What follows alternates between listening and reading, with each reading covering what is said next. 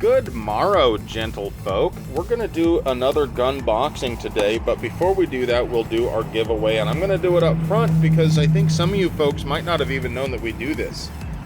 So from time to time, I give away stuff on this YouTube channel that I have no use for any longer, and today it's going to be this target. Ostensibly a steel armor plate. I'm not sure of the provenance. At some point in time, I used it as a weight with some heat for another project, so all this stuff has come off here, but it was probably a level 3 steel plate. Well, it is a steel plate. It was probably level 3. I think maybe from CATI, but I couldn't say for sure. I guess you could use it as armor as long as it doesn't hit somewhere like that. It's probably sort of okay, kinda better than nothing, I guess, maybe. But what it's really good at is being a steel target. Now, this will make a pretty decent target for a while anyway. If there aren't any this what looks like cracks here or not, that's stuff that was stuck to it. If they're not cracks, if there aren't any micro fractures in it, it would probably make a fairly decent target. At least for a while anyway. If you want it, it's yours. All you got to do is say, I'll take it in the YouTube comments. The catch being, if you've won something before, please give other folks a little while before you claim it, just to give them a chance at it. And this video will be posted to the Patreon users first, so they'll have first crack at it. If you're not a Patreon supporter, you can be one for just $1. So, hey, flip me some quatloos and whatnot, and you can have a crack at it too. Or at least at the next one, because by the time you've seen this, if you are not a Patreon supporter, somebody will have taken it already. But let's make with a gun boxing.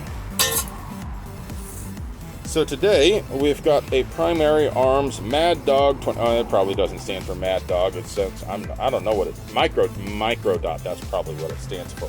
We've got an MD20.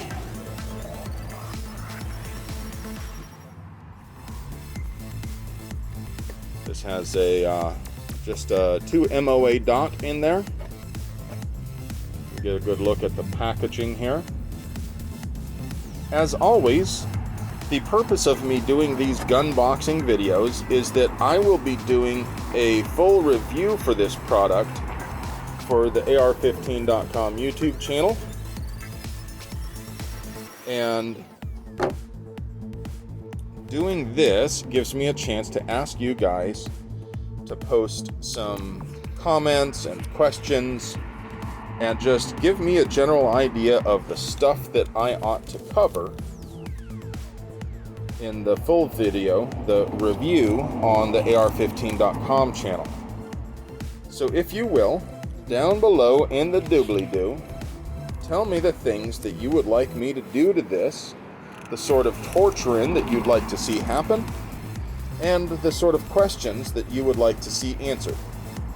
Because, truth be told, this is a fairly typical red dot sight. There's not a lot that's different about it or unusual. Not to say that it's not a good sight, but red dots nowadays are getting kind of meh. So of course I'll cover, some of the normal things. Of course it is, as you can see here, good and bright. I've got it outdoors, and oh yeah, it blooms pretty well even here. Yeah, wow. So I pointed it off in the direction of the sunset, and it was still visible, and even pointing at the wall that's in direct sunlight, it blooms brightly. So the upper end of the brightness is, of course, good and bright. But I hold the plus.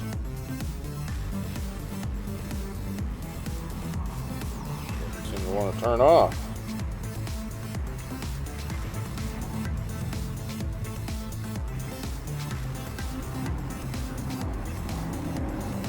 I may have to give up and read the instructions.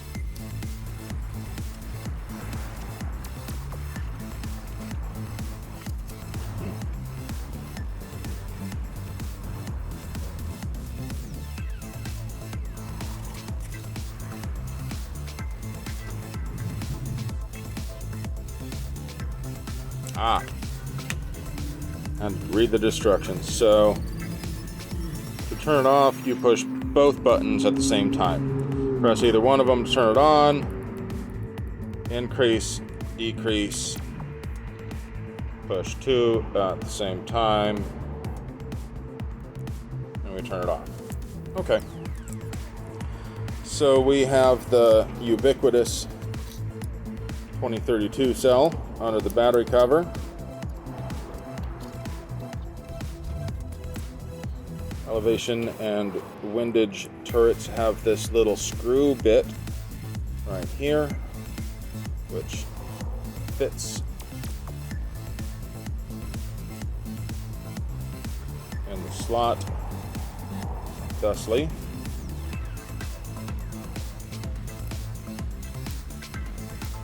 May be hard for you to hear the clicks, but they are definitely audible and I can feel them. Oh, that's neat. It has the direction turn printed on the inside of the lens cap to remembering.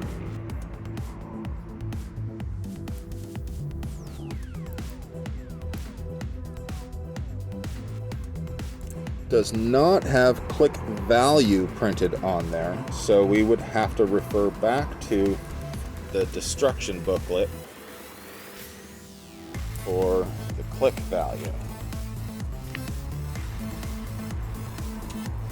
Click value is half MOA, which is to be expected. It says the battery life is 50,000 hours, which is around about pretty close to 5 years. However, it has a shake awake feature.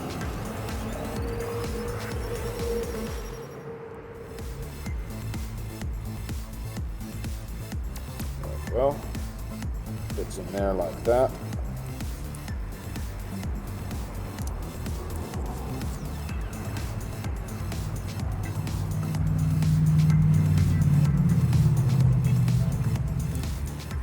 So with the shake awake feature, it should last substantially longer on account of you can leave it off, and when it's needed you pick it up and it turns itself on automatically and stays on so long as it's moving. I didn't notice anything in the manual that said how long it turns. I assume it turns itself off at some point in time.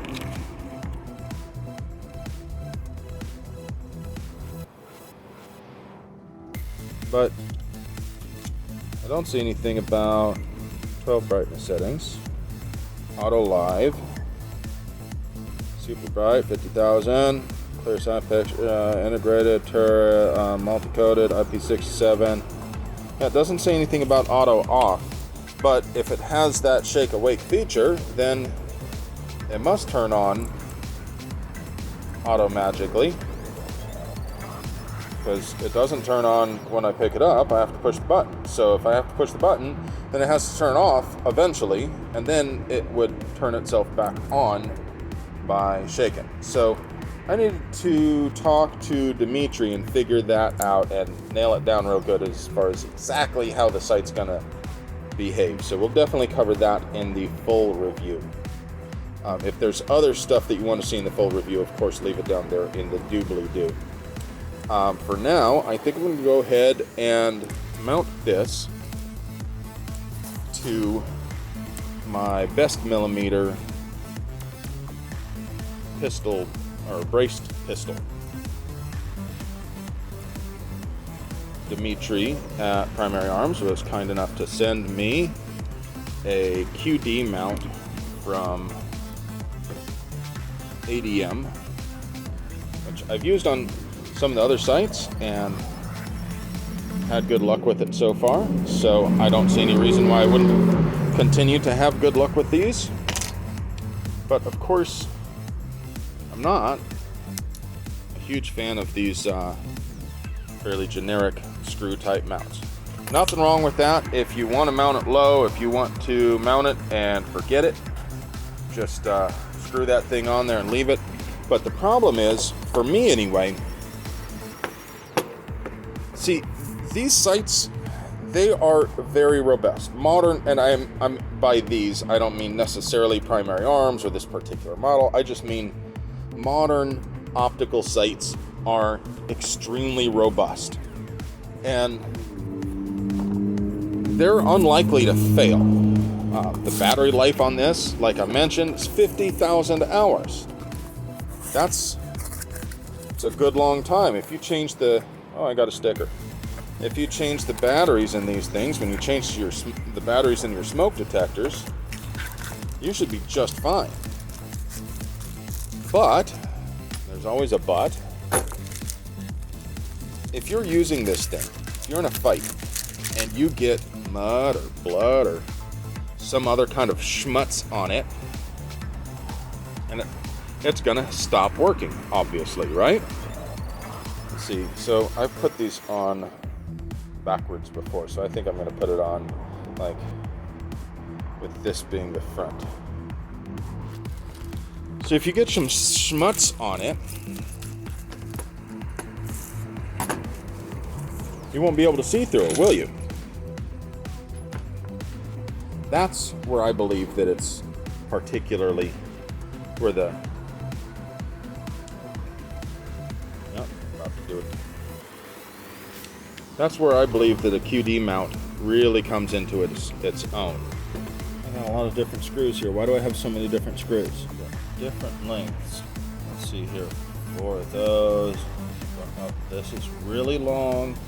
This is medium long. And this is short. Okay, so how do I know which one goes with which? Stick it through there. We get that much. That's not a lot of thread engagement, is it?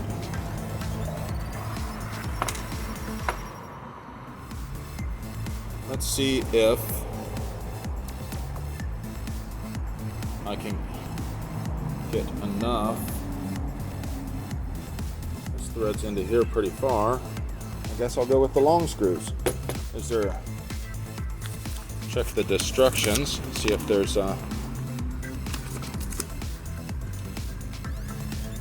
take time to ensure, yeah, make sure it's unloaded, and then make sure it's unloaded again. Look over your ADM mount, unlock the mount, yep. Attention to clouds, okay, yep.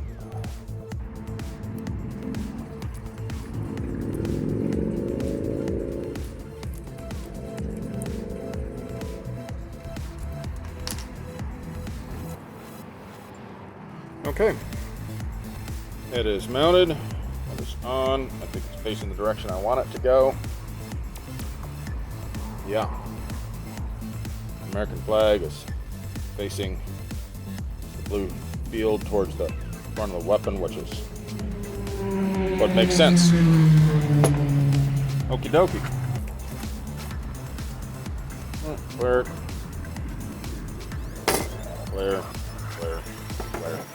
Okay, so now we mount it the rail position that we want, and oh, we're floppy. Oh, okay, so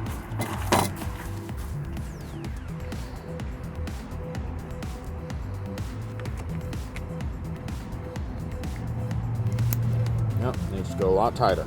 Okay, so what we'll do, push that out and we'll screw it down, I don't know, to there. Let's see how we're doing. We're still loose.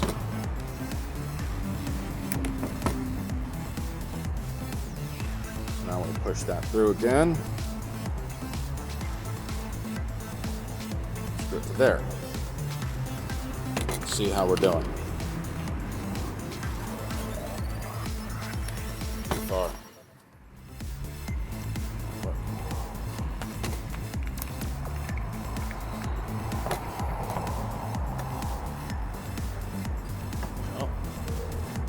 Snug. Is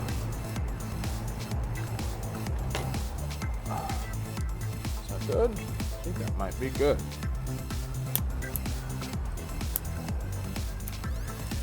I don't know. I always feel like we can go a little bit more.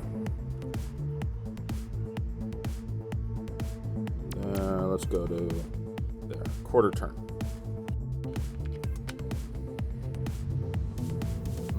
No, it feels a little too tight. So let's back off a little bit.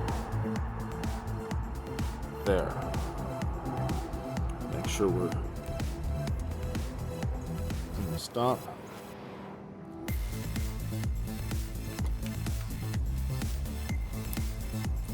On there.